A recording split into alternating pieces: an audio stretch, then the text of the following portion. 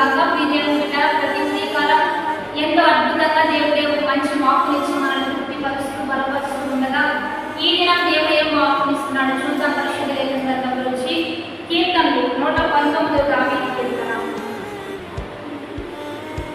24వ వచనం చదువుకుందాం.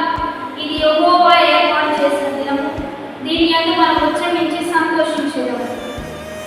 యెహోవా పేరట వచ్చువాడు ఆశీర్వాదవంతుడు గాక. యెహోవా మందిరములో నుండి మిమ్మును దీవించుచున్నాము.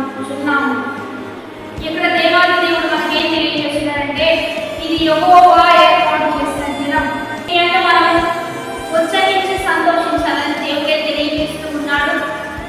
దేవాది దేవుని యొక్క ఆజ్ఞల్లో ఒక ఆజ్ఞ ఏంటంటే 6 దినములు దేవుడే పనిచేసి 7వ దినంలో విశ్రమించిన దేవుని బిడ్డలారా, ఆయనే 7వ దినంలో పరిశుద్ధంగా ఆచరించమని దేవుడే తెలియజేశాడు కనుక ఇన్ని దినాలు మనకి ఇచ్చేశాడు.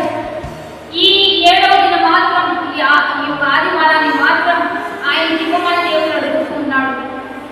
దేవుడు చెప్పింది చేస్తే ఎలా ఈ దీవెనలన్నీ మీ సొంతమని దేవుడే తెలియజేస్తున్నాడు కనుక మన సొంత ఆలోచన మన సొంత జ్ఞానం పక్కన పెట్టి దేవుడి జ్ఞానాన్ని మన జీవితంలో అనుకోవలిస్తే గొప్ప కార్యాలు మనం చూడగలుగుతాం. కనుక ఈ దినమంతా దేవుడికి ఇచ్చేయండి.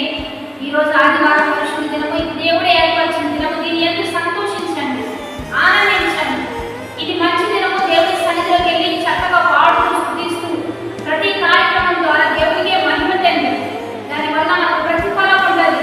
యెహోవా పేరట వచ్చువాడు ఆశీర్వదించబడును కాక. యెహోవా మందిరంలో నుండి మిమ్మును దీవించుచున్నాము. ఎవరైతే ఆయన పేరట ఆయన సన్నిధిలోకి వస్తారో వారిని దేవుడే దీవిస్తానని వాగ్దానం చేస్తున్నాడు. అందులో ఆశీర్వదించబడును గాక అని దేవుడే పలుకుతున్నాడు దేవుని బిడ్డలారా. అందుకనే ఎవరైతే ఆయన మందిరంలో నుంచి నేను దీవిస్తాను, నా మందిరంలో నుంచి నేను మిమ్మల్ని ఆశీర్వదిస్తానని దేవుడే సెలవిస్తూ ఉండగా మందిరంలో ఆశీర్వాదం. ఆయన పేరిట ఎవరైతే మందిరంలో సంపర్కపడతారో వారిని దేవుడు దీవించబోతున్నాడు, ఆశీర్వదించబోతున్నాడు.